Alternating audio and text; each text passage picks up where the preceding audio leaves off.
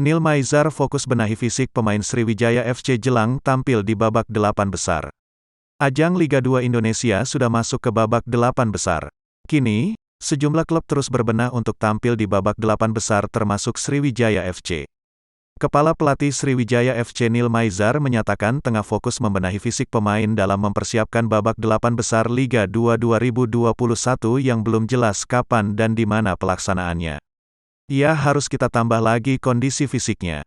Secara power, speed, agility-nya, akselerasinya. Bertambah sedikit-sedikit lagi untuk menghadapi 8 besar.